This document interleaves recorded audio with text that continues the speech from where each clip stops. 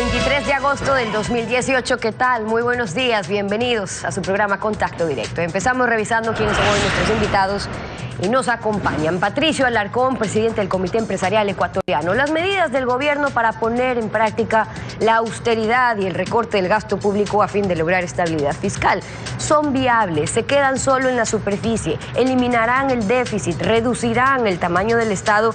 Si se duplica el bono de desarrollo humano, se va a mejorar la competitividad del sector privado, focalizando el subsidio al diésel. Lo vamos a analizar. También estará en nuestros estudios Diana Atamaín, la vicepresidenta del Consejo Nacional Electoral Transitorio. Vamos a hablar sobre las elecciones 2019. Exigen acciones del CNE transitorio. ¿Es suficiente aprobar el presupuesto? ¿Se debe aplicar en padrones, en reglas de propaganda, escrutinio, las observaciones de los veedores internacionales? Y además, Marcelo Fernández de Córdoba, ex vicecanciller de la República. La crisis emergente del problema migratorio venezolano. El Ecuador convoca a países de la región a tratar este problema. ¿Venezuela contamina a la región? ¿Cuál es el origen del problema, que es político? ¿Queda fuera de la reunión? Lo analizamos. Las medidas económicas entraron en vigencia y en cuanto al aumento de la gasolina súper, el nuevo precio empezará a cobrarse en cuanto el presidente de la República firme el respectivo decreto. El incremento es de 72 centavos por galón sobre el precio de venta al público y los distribuidores no son optimistas sobre el ajuste aumentando la diferencia de precio con la gasolina extra. Todos ustedes saben. Solo hace falta la firma del presidente de la República para que la medida entre en vigencia. Desde ese momento el precio de la gasolina súper pasará de $2.26 a $2.98, es decir, un incremento de 72 centavos por galón. El sector distribuidor tiene dudas sobre la medida. Los consumidores de esta gasolina súper van a migrar a la gasolina extra. Es que además, la diferencia entre el precio del galón de gasolina súper y la de extra será de 1.50. Algunos usuarios confirman que se cambiarán a la gasolina de menor costo. Y me tocaría ahora utilizar la extra porque no me va a alcanzar para la súper. Imagínese uno que tiene que adquirir un vehículo nuevo. Con esto lo quiebra uno. Otros, en cambio, se mantendrán con la súper por el bienestar del vehículo, dicen. Yo quise ver la opción de con mi mecánico cambiarle a corriente, pero no fue posible. Este carro no acepta esa posibilidad. De acuerdo a la Cámara de Distribuidores de Derivados de Petróleo, anualmente se venden 180 millones de galones de gasolina súper, mientras las ventas de extra llegan a los 900 millones de galones. Si los usuarios de este tipo de combustible aumentan, los objetivos del régimen podrían verse afectados, dicen los distribuidores. Lo que va a hacer es mayor subsidio y menos recaudación para el Estado. Pero en efecto, el gobierno quiere que se analicen los otros subsidios también, como el que tiene la propia gasolina extra, cuyo precio no ha sido topado. Se abrirán mesas de diálogo con la ciudadanía y los sectores involucrados. Comenzar ya a hablar de este tema, del daño que le significa al país este régimen perverso de subsidios y cuáles serían los subsidios que se deben de focalizar y cómo focalizarlos.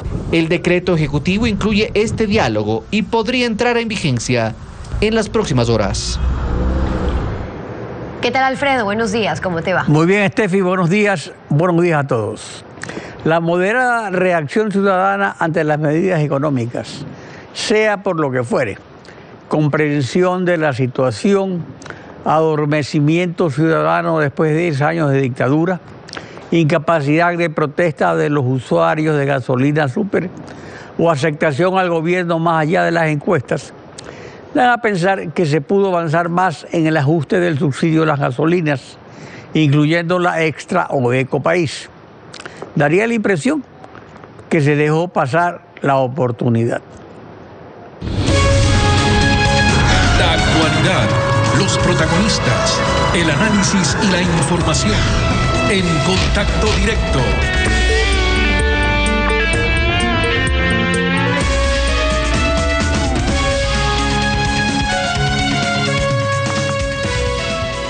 Patricio Alarcón, presidente del Comité Empresarial. Buen día, bienvenido a Contacto Directo. Buenos días, Alfredo. Un cordial saludo a la audiencia de Contacto Directo. El anuncio de las medidas plantea austeridad para reducir el tamaño del Estado y, en consecuencia, el déficit fiscal, lo que supone eliminar necesidad de endeudamiento. pero también se anuncia pago de deudas al IES, incremento del bono de desarrollo humano y un paquete de inversiones sociales. ¿Se cumplirá la reducción del tamaño del Estado? ¿La austeridad no fue ya anunciada el año pasado? Alfredo, las señales son buenas. Si usted me pregunta a mí si es adecuado fusionar ministerios, si es que es adecuado quitarles celulares o eliminar el gasto de celulares, vender 1000 vehículos, está muy bien, son excelentes señales, es lo que se debe hacer. Si es que usted me pregunta si va a ser suficiente, yo lo dudo. Si es que una familia tiene un hueco de 8.000 millones de dólares, dejar de gastar, o una familia tiene un hueco de 8.000 dólares, dejar de gastar $1.000 al año no va a ser suficiente. Si usted, como familia, o si usted recibe una empresa quebrada, o si usted recibe una institución quebrada, usted tiene que bajar el gasto, usted tiene que renegociar la deuda, pero además de eso tiene que ver la manera de que suban sus ingresos. Y el gobierno está paulatinamente bajando el gasto. No sé si el nivel es suficiente, pero más allá de eso, tiene que trabajar en la competitividad del sector privado, Alfredo. ¿Y cómo se trabaja en la competitividad del sector privado? Para que el gobierno pueda obtener más ingresos, porque en este momento la recaudación se va a quedar en alrededor de 15.000 millones de dólares. ¿Cómo aumentan los ingresos, Alfredo? Y eso es trabajando en la competitividad. ¿Cómo trabaja en la competitividad? Existen impuestos que no se pagan en la región. Tenemos que trabajar en igualdad de condiciones con los países vecinos. El impuesto de salida de divisas es un ejemplo. La excesiva carga arancelaria es otro ejemplo. En el Ecuador pagamos alrededor de 13% en promedio en aranceles. En países como Chile se paga el 3%. El exceso de tramitología, Alfredo, tenemos que facilitar los negocios. 48 días para abrir un negocio, 650 horas para pagar impuestos, 3 años para cerrar una empresa. Esto no es viable. Tenemos otros. Bueno, eso no cambia en efecto, pero lo que pasa es que esto se relaciona con el déficit fiscal. Y resulta que ahí también parece que se van a hacer las cosas lentamente para cumplir la meta, si es que se la cumple recién al terminar el gobierno. El propio Eduardo Jurado, secretario general de la Presidencia, recordó lo siguiente sobre la deuda. Bueno, se va a necesitar todavía créditos. Eso lo ha dicho muy claramente el ministro Martínez en las diferentes entrevistas que él ha tenido ante la prensa. Pero la idea es de ir bajando el techo del crédito en los próximos 3 años. El objetivo es llegar a un déficit global del gobierno del 1% del PIB al finalizar el periodo del presidente Lenín Moreno. ¿Un mal presagio para la austeridad o un buen augurio para la inversión social del gobierno? Mire, nadie puede vivir gastando más de lo que le ingresa. Eso no es sostenible. Tratar de patear el problema para un futuro gobierno, eso yo no lo veo viable, inclusive. ¿Cómo se soluciona el problema? Obviamente, tiene que ser más agresivo con el gasto y tiene que ser más agresivo en el trabajo con la competitividad. Usted no puede pretender dejar el país con un déficit fiscal del 1% al final de 3 años, porque simplemente va a tener que seguir endeudándose. Y simplemente otro factor que me preocupa a mí es que no trabajaremos en bajar impuestos. Además de eso, no podemos solo depender del excedente del precio del petróleo para subir ingresos, porque usted baja el déficit fiscal de 2 vías. Una es ahorrando, otra es renegociando la deuda también, pero tiene que obtener más ingresos, y la manera de obtener más ingresos es también bajando ciertos impuestos, trabajando en el código laboral, muy importante. Puede tener un costo político, pero hay que trabajar en el código laboral. ¿Cuál es el problema de fondo? ¿Cuál es el problema estructural que tiene este país? Es la falta de fuentes de empleo. Además, tenemos alrededor de 500.000 venezolanos que están viviendo en el país. Entonces, usted tiene que obtener más ingresos para bajar el déficit fiscal y generar fuentes de empleo. ¿Cómo se logra esto? Trabajando en el código laboral. Tenemos que volver a contratar por hora, señor, pagando todos los beneficios de ley, bajando... Ahora, pero eso exige una reforma constitucional incluso. Sí, y precisamente el representante del FUT, que era opuesto a la eliminación de los subsidios a los combustibles, indicó que en vez de subir la gasolina súper, con lo que se perdonó en remisiones a grandes empresas, se hubiera obtenido lo mismo pero no advirtió con paros como en el pasado. ¿Se debió aprovechar para incluir la gasolina extra o para eliminar a futuro intereses de usura en las deudas morosas que causan las remisiones? Mire, los subsidios se tienen que manejar de una manera en que beneficien solo a los más pobres. Trabajar en la adquisición de la tecnología adecuada para focalizar los subsidios, eso está bien. Se debe agilitar el proceso, eso sí. Si usted me pregunta la remisión, mire, la remisión no las pedimos los empresarios. La remisión lo que perdona son los intereses, las multas y los recargos. Finalmente hay que pagar el capital. Hay muchas glosas, por darle un ejemplo, que están pasando por un litigio. Es plata que no iba a haber el gobierno. Ahora, pero el problema fundamental del alto nivel de recargos es que eso lo tiene el IES, el SRI, las tarjetas de crédito, o sea, todo el mundo. Llega un momento en que una deuda se vuelve impagable por los recargos, las moras, los intereses. Sí, mire, además, esta ley que nosotros no pedimos la remisión, esta ley beneficia al pequeño, al mediano empresario y al ciudadano, porque puede ir a pagar sus deudas pendientes que tenía con el IES. Si tenía matrículas pendientes, tiene 24 meses para poderse al día las empresas pequeñas o medianas con el SRI. Eso está bien, mire, la remisión se necesita... O sea, está bien porque hay un gobierno que sigue gastando y que tiene déficit. Más allá, el déficit viene también, que se debe bajar el gasto, eso es evidente, pero la remisión se necesita por la falta de liquidez, por el hueco que dejó el gobierno anterior. Una mala administración, 10 años, duplicaron el gasto público, triplicaron el nivel de endeudamiento. Pero yo repito, mire, hay que buscar la manera de subir los ingresos. Debemos ya discutir seriamente entre todos los sectores cómo hacemos un cambio en el Código Monetario. Pero parece que el gobierno está pensando en mejorar la competitividad, eliminando el subsidio al diésel. Entonces es un asunto bastante discutible, porque sobre la gran mesa de diálogo para el subsidio de los combustibles, el secretario general de la Presidencia, Eduardo Jurado, indicó lo siguiente. Todo el paraguas de todas las medidas que se están tomando se articulan dentro de lo que es la competitividad. Por eso es que cuando nosotros nos referimos de que sí vamos a tocar el diésel para el sector empresarial, lo vamos a hacer de una manera responsable en el sentido que no afecte la competitividad del sector industrial. Y para eso son las mesas de diálogos. Respondiendo a su pregunta, van a comenzar inmediatamente. Vamos a comenzar a organizar a través de unas ruedas y de mesas de trabajo el diálogo con todos los sectores que están directamente involucrados con el tema de los subsidios. ¿Es competitividad sin subsidio el problema del sector productivo? Mire, más allá, está bien que quieran entablar un diálogo.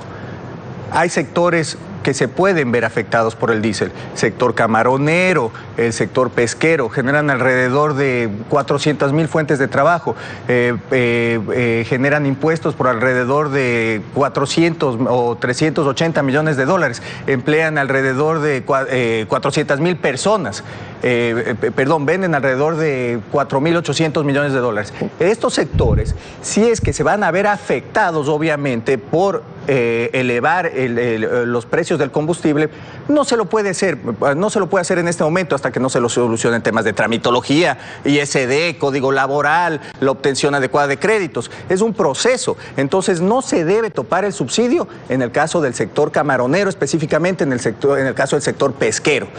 Y si usted me pregunta, ¿qué se debe hacer? Es trabajar en la focalización. Esa es una decisión. Eso se tienen que ya tomar las medidas, llegar a una alianza público-privada para contratar la tecnología adecuada y ya proceder, señor. Paralelamente ir bajando el gasto, paralelamente ir buscando las fuentes adecuadas de ingreso, que va a ser por medio de devolverle la competitividad al sector privado, porque si es que el sector privado baja sus costos, bueno, el ciudadano va a tener más dólares en su bolsillo para el consumo interno. Se va a exportar más porque bajan los precios. La inversión va a llegar al país porque es un buen negocio invertir en el país. Entonces, ahora, hablando de costos, debe hacer. El ministro de Economía, Richard Martínez, indicó que se ha suprimido el antitécnico, anticipo o impuesto mínimo a la renta. ¿Esto necesita una reforma legal o ya está incluido en una ley urgente? Porque se hablaba simplemente de rebajarlo, pero no de suprimirlo. Mire, lo que se va a suprimir es el cálculo del impuesto mínimo, el impuesto mínimo. De ahí se va a volver al cálculo anterior donde se paga el impuesto a la renta sobre el anticipo del impuesto a la renta sobre la renta ganada. Entonces no es que se elimina el anticipo del impuesto a la renta, se elimina el cálculo del impuesto mínimo. ¿Pero si ayuda eso a la competitividad? ¿Perdón? ¿Sí ayuda eso a la competitividad? Pero por supuesto, cualquier gasto ineficiente, o sea, cualquier gasto que usted le baje en este momento al sector empresarial ayuda a la competitividad. El sector empresarial tiene que vender más para poder contratar más y para poder pagar más impuestos. Es simple, en eso debemos trabajar, Alfredo. ¿Se reduce el tamaño del Estado sin despidos? No, no se va a reducir el tamaño del Estado sin despidos, es imposible. Se duplicó el tamaño del Estado.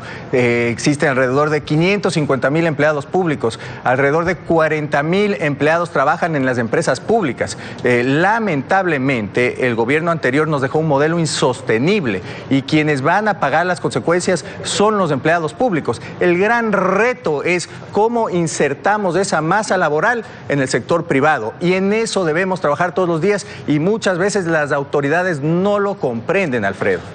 Estas son las observaciones de Patricio Alarcón, presidente del Comité Empresarial. Gracias por acompañarnos en Contacto Directo. Este es fin.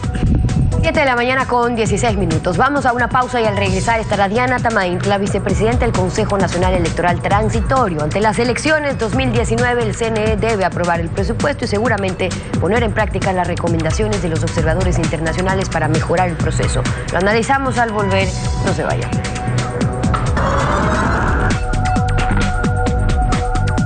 Diana Tamain, vicepresidenta del Consejo Nacional Electoral Transitorio. Bienvenida a Contacto Directo. Buenos días, muchísimas gracias. Buenos días también. El presidente del CNE Transitorio ha dicho que cuentan con informes fundamentados de veedurías ciudadanas que han destapado una olla de irregularidades. ¿Qué es lo que han encontrado?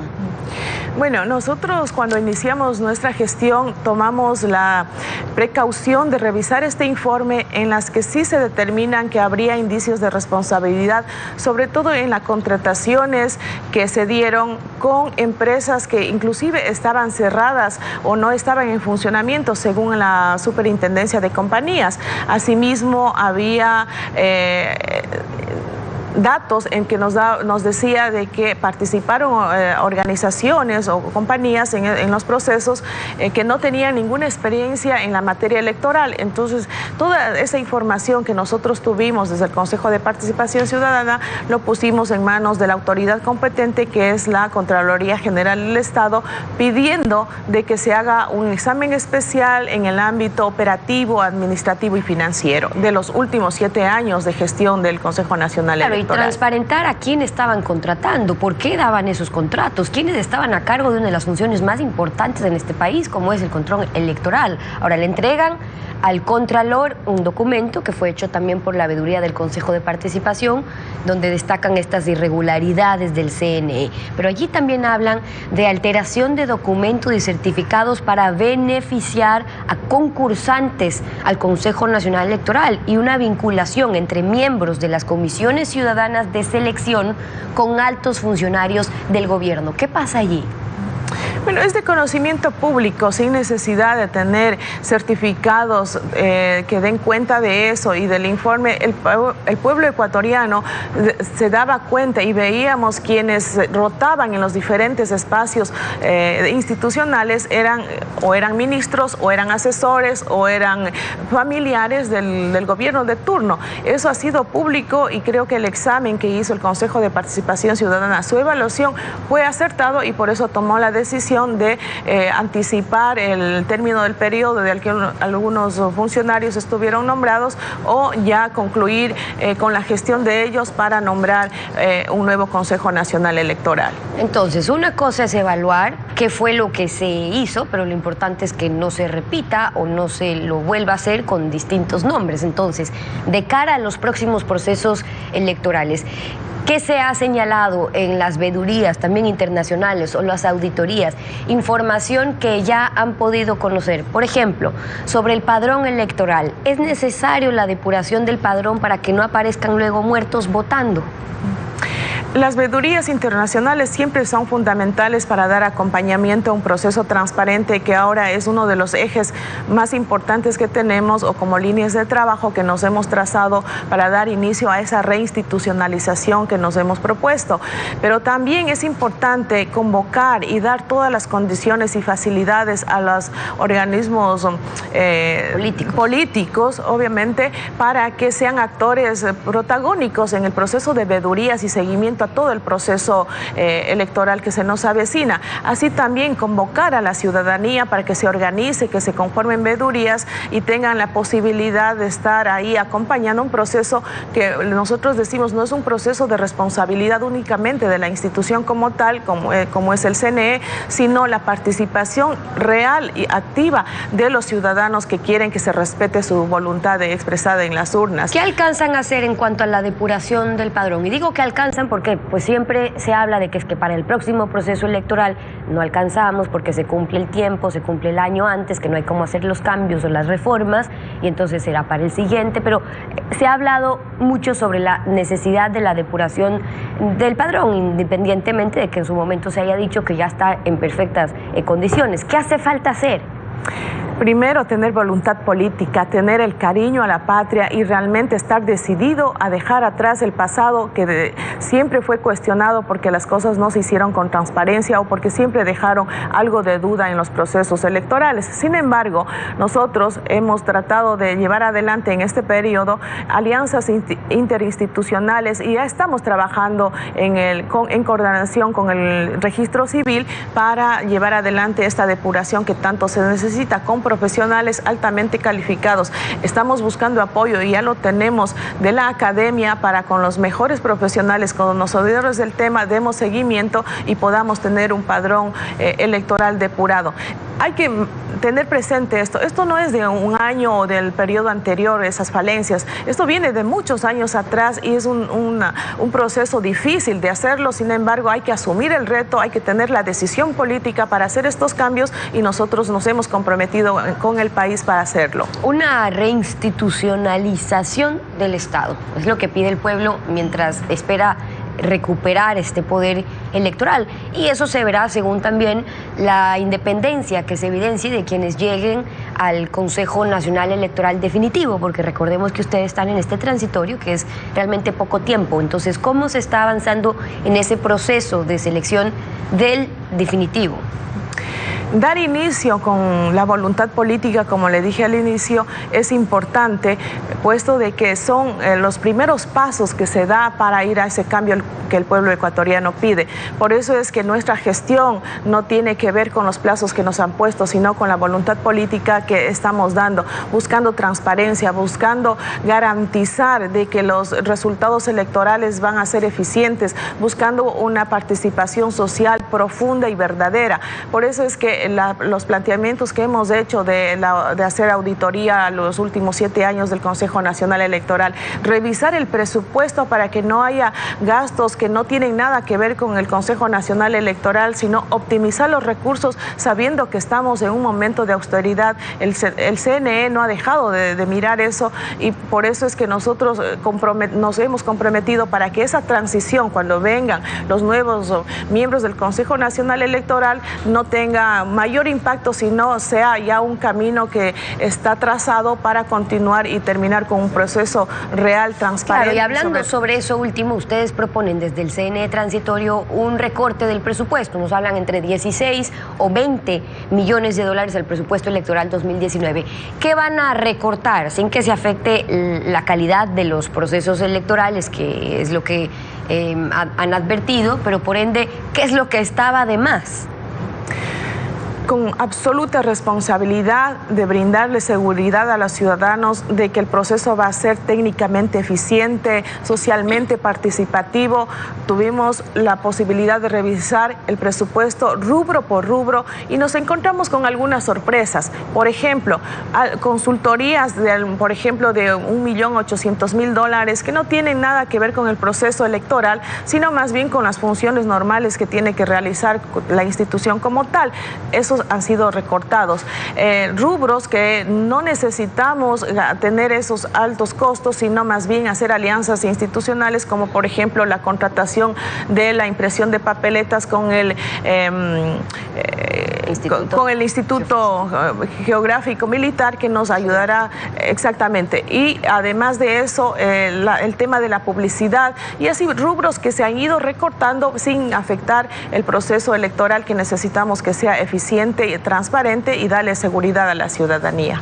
Algunas de las observaciones de Diana Tamain, la vicepresidenta del Consejo Nacional Electoral Transitorio en este proceso, hoy con nosotros en Contacto Directo. Gracias por haber estado. Gracias, buenos días. A usted. 7:31. Vamos a una pausa y al regresar nos espera ya Marcelo Fernández de Córdoba, ex vicecanciller de la República. Ante la emergencia migratoria venezolana, el Ecuador convoca en Quito a países sudamericanos a tratar este tema. Lo analizamos al volver. No se vayan.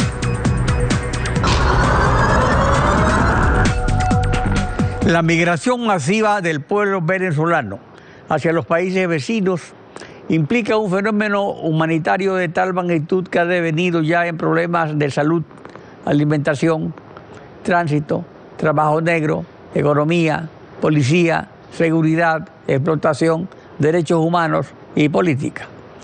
Maduro ha exportado su crisis, contaminando la región y aliviando presiones en casa por aspersión. Marcelo Fernández, ex vicecanciller de la República, buen día, bienvenido a Contacto Directo. Buenos días, un gusto de estar de conversar con usted. El Ecuador promueve una cita con países de Sudamérica y Centroamérica para debatir los flujos migratorios inusuales de venezolanos. La Cancillería realizará una reunión en Quito el 17 y el 18 de septiembre, para lo cual invita a 13 países: Argentina, Brasil, Bolivia, Colombia, Costa Rica, Chile, México, Perú, Paraguay, Panamá, República Dominicana, Uruguay y Venezuela, por supuesto. Esta reunión, ¿qué tipo de problemas migratorios puede resolver en medio de las irregularidades que aparecen? Bueno, evidentemente que la convocatoria puede resultar positiva. Digo puede porque el problema principal no está aquí, el problema principal está en Venezuela. El problema principal es el gobierno de Maduro, que viola los derechos humanos, que ha creado la peor crisis económica de la historia de Venezuela y de la historia de los países latinoamericanos. La solución está en Venezuela y precisamente esa solución hay que buscarla y hay que presionar al gobierno de Maduro para que se dé realmente un cambio radical en lo que ocurre en Venezuela. El Ecuador no se ha pronunciado frente al gobierno de Maduro. Tenemos una posición media ambivalente, que en algún momento algún voto dentro de la OEA que puede decirse que el Ecuador está cambiando algo su posición, pero no es así. El Ecuador tiene que entrar de lleno a participar en el grupo de los 12, en el grupo de Lima, que es el único grupo actual que está tratando de ejercer una presión internacional para que este cambio se dé en Venezuela y se dé en base de una transformación democrática, verdaderamente democrática, de unas elecciones absolutamente libres con la participación de todos los elementos políticos de Venezuela y que eso produzca un cambio que realmente sea absolutamente cambie la situación que actualmente tiene Venezuela y trate de reconstruirse el país. Eso para mí es lo fundamental. Esta reunión de Quito parece que simplemente es para coordinar medidas para tratar de ayudar a los venezolanos, ¿no?, en su tránsito a otros países. Y de ahí yo tengo que referirme a la disposición del gobierno. A ver, veamos eso. La exigencia del pasaporte por el gobierno ecuatoriano ha recibido críticas. La situación emergente es difícil de manejar si no se acuerda un tratamiento estandarizado por los demás países, especialmente los fronterizos. ¿Qué tipo de acuerdo puede haber en este caso, por ejemplo? Bueno, es sumamente difícil obtener un acuerdo porque hay normas internacionales, en primer lugar, que facilitan el tránsito libre de las personas y que el Ecuador estaría violando en este momento, y las propias disposiciones legales del Ecuador.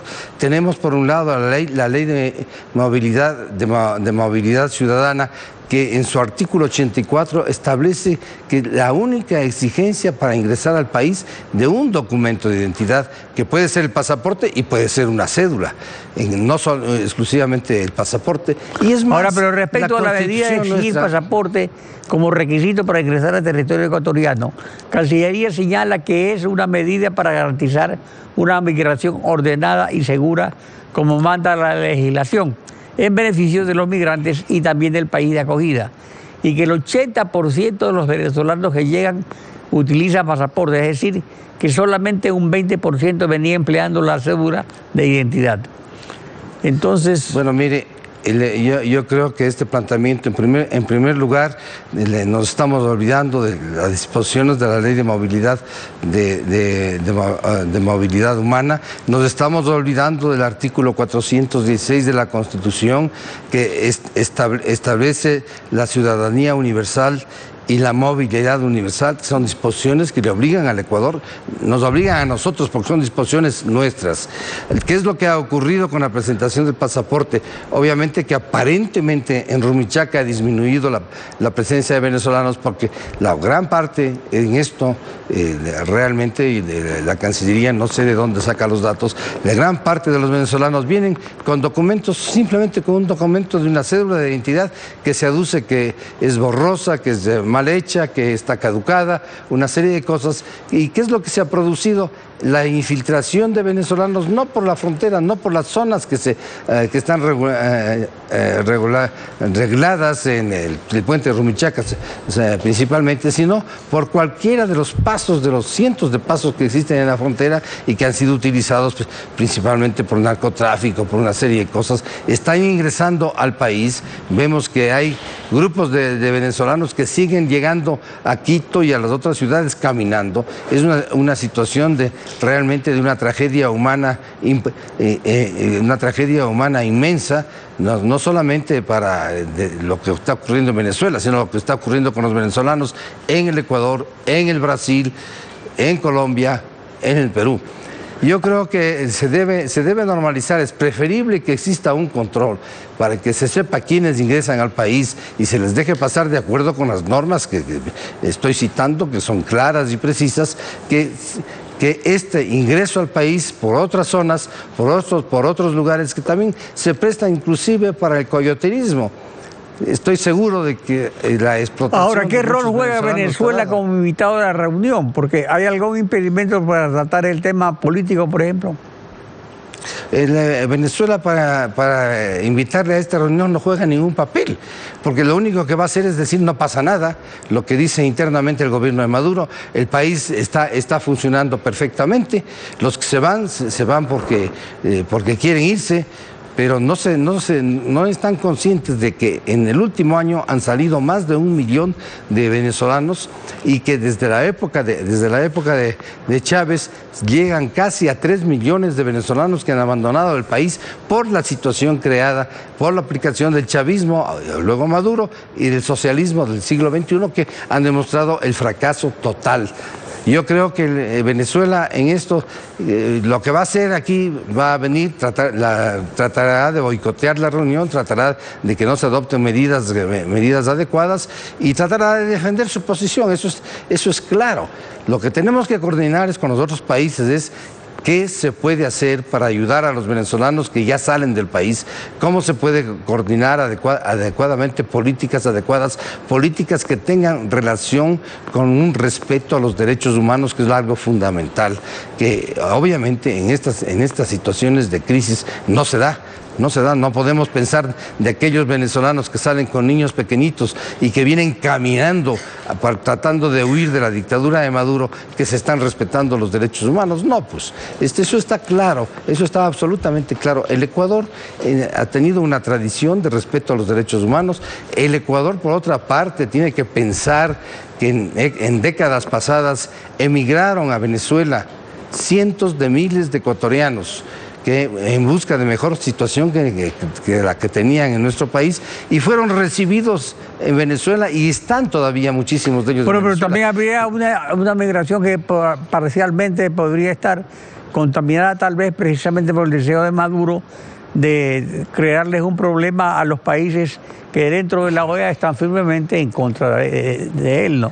Bueno, podría ser, pero precisamente esa contaminación no se la evita con el pasaporte. Esa contaminación pienso que se puede evitar realmente registrando, estableciendo registros y controles de otro tipo, porque el que ha sido expulsado de Venezuela para trasladar una contaminación o enviarnos delincuentes, que es lo que se aduce, pues esos delincuentes van a seguir entrando al país y no se lo saben por dónde están. Yo creo que es mejor registrarlos, saber quiénes ingresan y saber cómo se los ubica. Se nos terminó el tiempo. Gracias por su participación en Contacto Directo. Un gusto de conversar. Igualmente. Este fin. Concluimos así esta emisión. A ustedes también, gracias a su confianza y sintonía. Mañana Lenin Artieda y Samantha Mora en Contacto Directo. Nos vemos el próximo lunes.